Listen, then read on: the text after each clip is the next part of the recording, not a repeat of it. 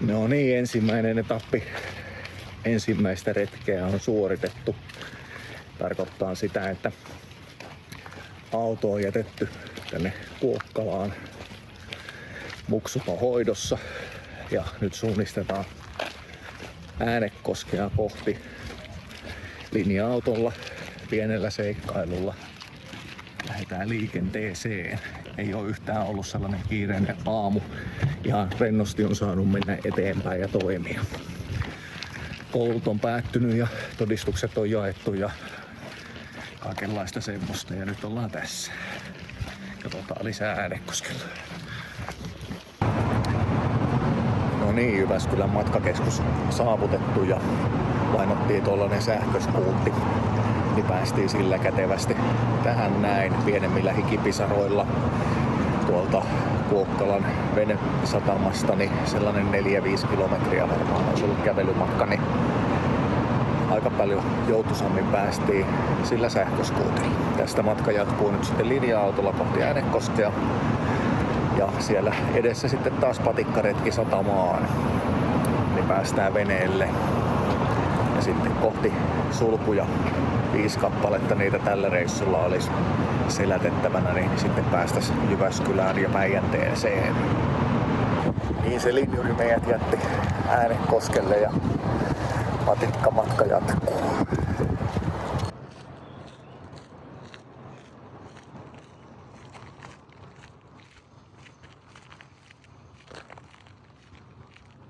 Äänekosken satamassa ollaan ja vielä kun käydään vettä hakemassa, niin sitten ollaan aika lailla valmiit lähtemään eteenpäin vesiteitse. Ja nyt äkkiseltään osaisi sanoa paljon kello on, mutta olisiko 3:30. Aamu 10 lähdettiin siirtymään kotoonta, kun muksut sai todistukset. Ja tässä sitä ollaan.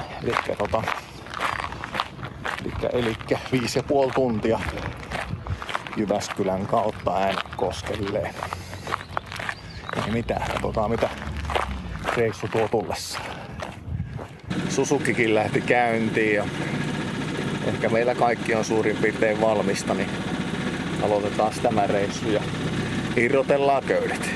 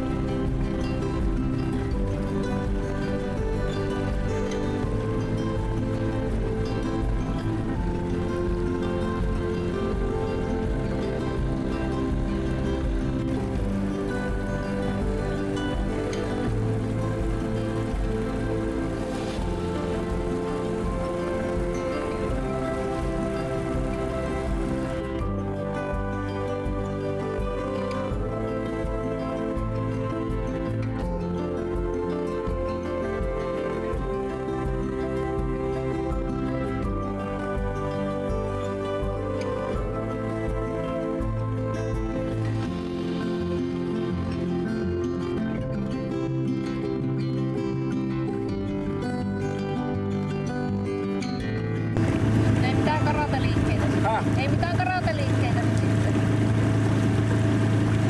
Tuo järveen ja silleen. Kiitos luottamuksesta. Pannaanko nää jo? Voi laittaa. Ainoa, että ne nyt roikkuu siellä sitten vähän leveämmän tai pitemmästi kuin... Joo, kyllä se hoitaa. Laita vaan kiinni se.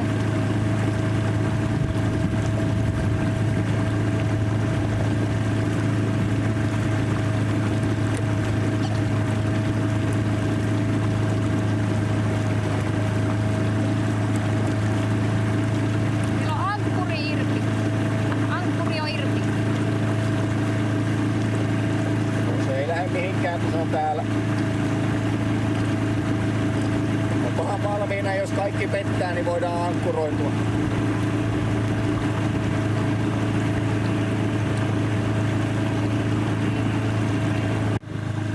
Muista, että ei liian kovaa.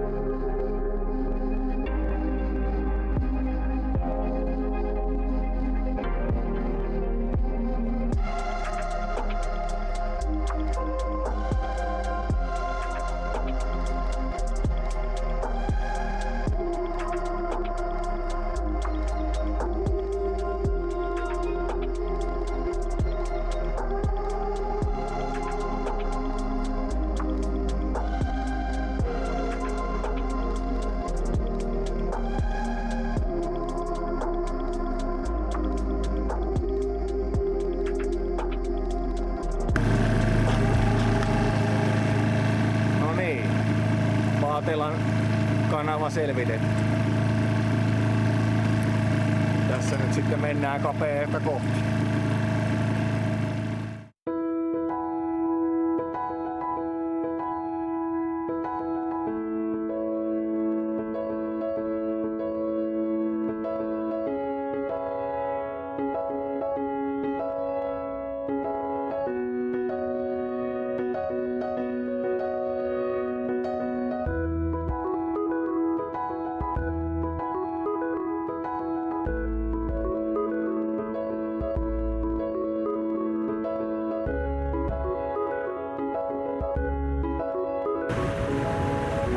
Tää näyttäis kun kaikki kuomut on kiinni ja muuta, että se on siinä parkissa.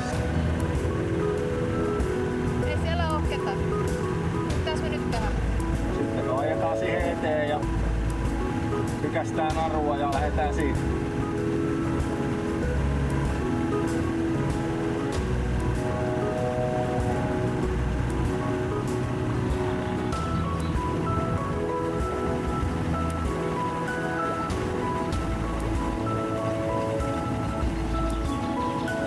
Siellä taulussa lukee. Luvun käyttöohje. Ei oo vedetty.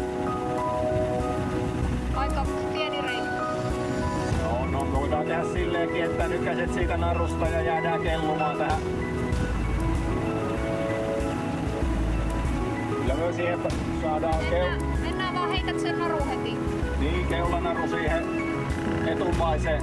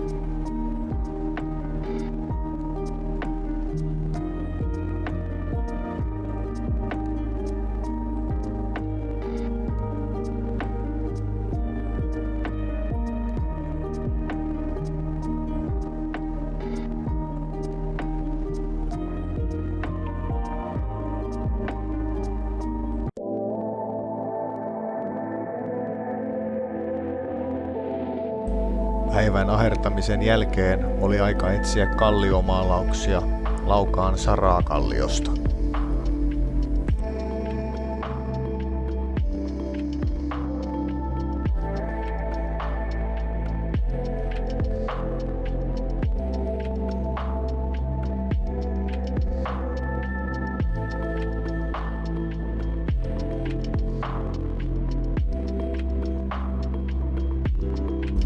Veneestä käsin emme niitä kyenneet näkemään, mutta onneksi kesäinen auringonlasku kruunasi illan.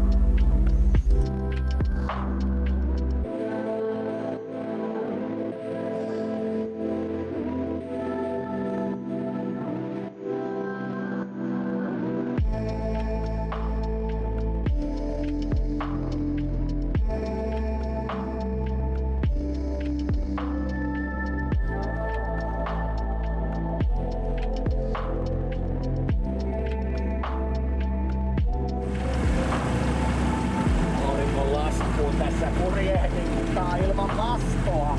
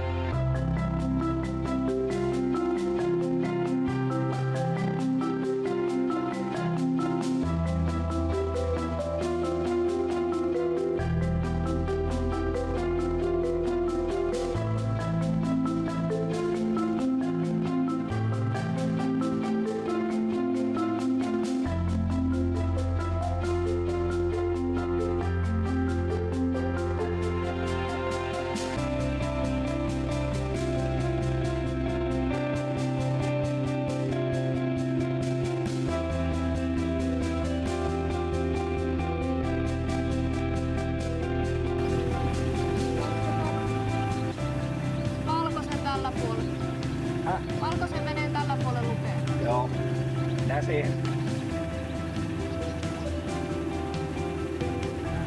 Siinä me taidettiin olla viime kerralla. Ai noin promeessa laitamassa. Niin, Onko olisi suurempi ja? jommassa kummassa.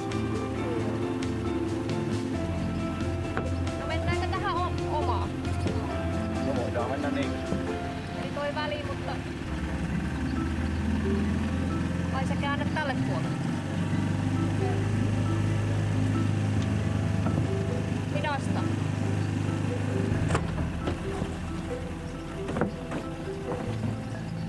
Tää ei nyt varmaan sitten ollut vieraspaikka. Miksei? Niin joo.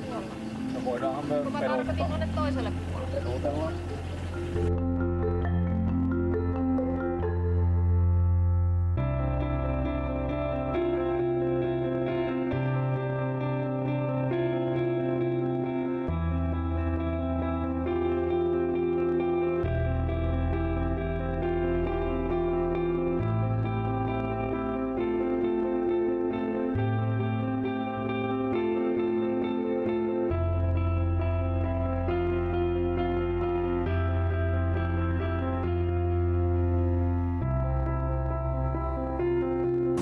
Ja niin sitä on päiväpäätöksessä Laukaan satamassa. Vietetään yö ja katsotaan mitä aamu tuo tullessaan. Grilli kuumaksi ja kupua navan alle. Oikeastaan meni aika hienosti verrattuna aikaisempiin kokemuksiin suluista ja kanavareitistä, niin ei nyt oikeastaan sattunut mitään semmoista kummallista harakirjaa. Suzukikin puksutti vallan loistavasti. Viime kerrallahan kun Jyväskylään ajeltiin, niin ensimmäisenä päivänä Suzuki näytti mahtiansa ja tulvi toi ulkoinen tankkikin jostain syystä sitten tonne lasarettiin polttoainetta. Miten nyt olisi voinut pahimmoilleen olla katastrofaalinenkin, mutta siitä selvittiin tuulettamisella ja putsailulla silloin, mutta nyt meni kyllä hyvin sen suhteen. Olikohan se nyt 4:30 sitten, kun päästiin iltapäivästä liikenteeseen Äänekoskelta ja Laukaaseen asti päästiin, niin ihan hyvä suoritus. Eli tehtävissä hyvinkin päivässä purjeveneelläkin perärutkulla. Mutta myöpä laitetaan kuvut täyteen syötävää ja sitten ruvetaan nukuksimaan.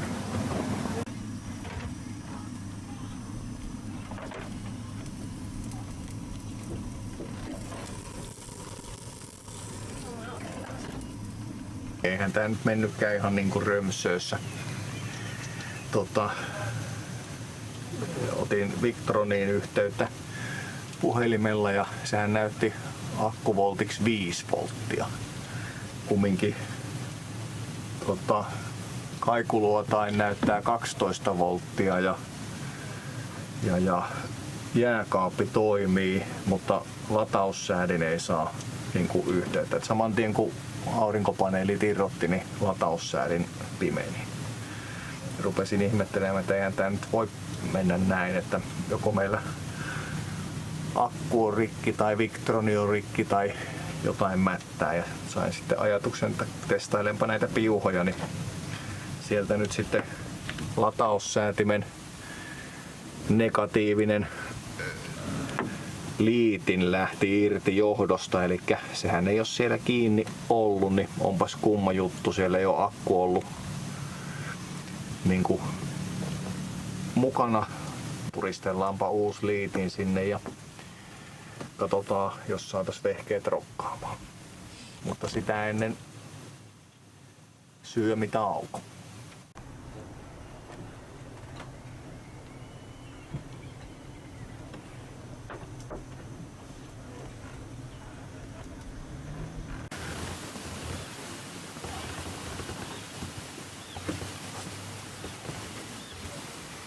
Nonni, siinähän semmonen liitin nyt ois sitten. Ei ollut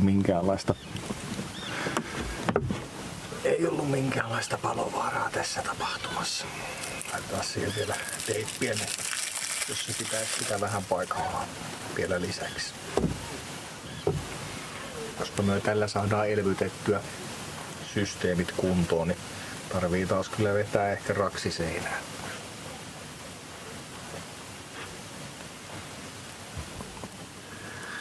Ei nyt paras mahdollinen, mutta paras mahdollinen tähän hätään.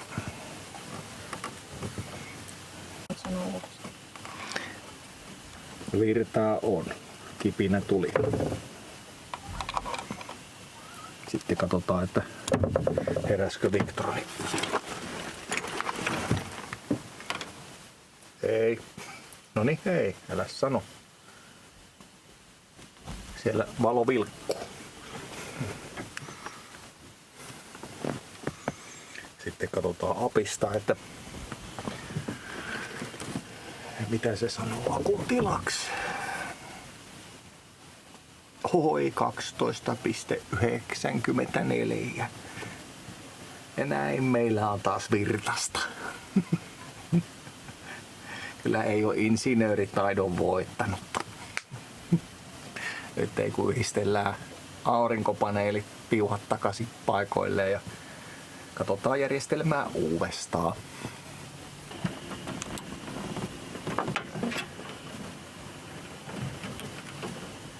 Noin ikkäästi.